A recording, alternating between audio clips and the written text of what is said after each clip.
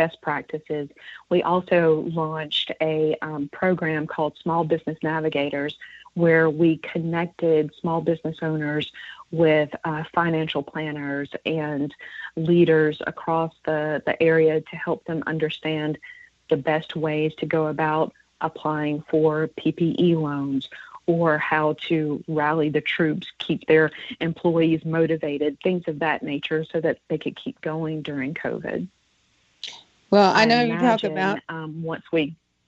Go ahead. Go ahead. No, you go ahead. Go ahead. I was going to say that, once all the vaccines and things get going, I'm sure things are going to be a lot better for our small businesses, but we're going to still do our best to help distribute PPE in our local area. The Forsyth County commissioners put back $300,000 to purchase PPE for small businesses. And our local chamber, the Kernersville Chamber and Greater Winston-Salem, Inc., partnered with the Forsyth County Health Department to distribute PPE to small businesses. So we'll continue to do that. And through this partnership with other chambers, there are other things that we plan to do. We just had a webinar earlier this week to, again, share more best practices as things are going on, to help explain what's going on in the latest executive order with Governor Cooper, things of that nature. So, yeah, hopefully we'll still be that resource for people as they're coming out of the COVID madness. Wow. I mean, that's a lot that you do that I guess most people wouldn't even think about. So I hope that a lot of people out there are seeing, wow, there's so much that I can get from that membership to the chamber. Now, what keeps you excited and motivated? I mean, there have been times this year where I just wanted to crawl under a basket in a corner in a dark room. So how do you stay motivated and excited? Well, when it comes to the chamber, what keeps me motivated and excited are the members, making sure that they have what they need. And I talk a lot about the members, but the community is big for our chamber too, and connecting our members to the community. So we were doing everything we possibly could. What else can we do?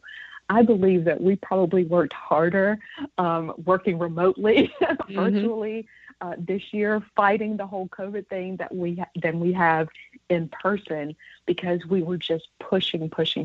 What can we do next to bring together our members and the community? And one of the big things that we usually do every year, the first Saturday of May, is Clemmons Community Day. This is a huge event where our members, they set up booths, if you will, so they can share information about their services. They also have games and food, and we have food trucks, and we have inflatables for the kids. So it's really a big community affair. We weren't able to do that in May because of COVID. So we were thinking, okay, how can we do a different version of this? And we kept pushing until we just couldn't push anymore. But that's the kind of thing that keeps me motivated. What can we continue to do to help our members and to help the community as well? Well, that's wonderful. When we talk about, first of all, like I said, I'm super excited about all this information because I really did not know a lot about Chamber of Commerce. So thank you very much. This program is geared towards and committed to elevating the next generation of women in leadership. What words of wisdom would you share with women when it comes to leadership? I believe that there's not a one-size-fits-all when it comes to leadership styles. I believe it's really important for you to truly know yourself and be happy with what lane you're blessed to be in. And then from there, you're able to lead others in that happy place, if that makes sense. Meaning that you are leading with power and effectiveness because you are happy in what you're doing. So I think it's really important for any woman to just make sure that she's happy where she is. And happy leaders make a happy world, if you will. Yeah. Sad leaders make a sad world. And we've had a lot of leadership lately that were just unhappy people, and that led to a lot of unhappiness for others. So I think truly finding your happy place makes for good leadership. And, you know, I've had the I've been blessed to have some leaders in my life that just put a smile on my face when I see them or when I see their name or think of them because of how they make me feel. And that makes me a better leader. Yeah. Yeah. That's phenomenal. Now, I know that there are people who are going to want to follow up with you to know more about how to get involved with the chamber. There may even be people out there who are, you know, members of chamber or other chamber leaders who would want to talk to you about some of the things you're doing, because I think that is the way that we build ourselves up and that we take businesses to the next levels, just collaborating as much as possible. How would our folks who are listening get to find you, find the chamber? Tell us how to contact you if we need to.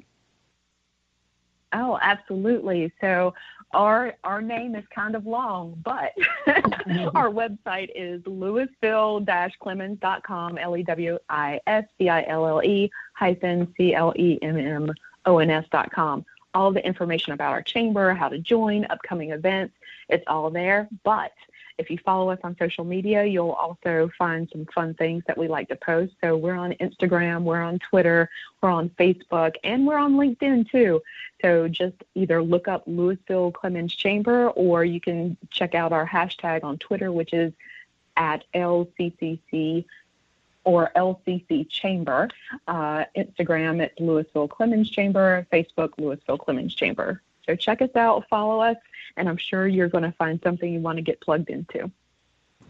Okay, I have a quick question though before we wrap up, and that is for people who are thinking, I don't know if this will help me. What could you tell someone with a small business, new starting out, as compared to bigger businesses who might automatically see the benefits of this? What would you tell them about the benefits of taking the leap of faith to join a Chamber of Commerce?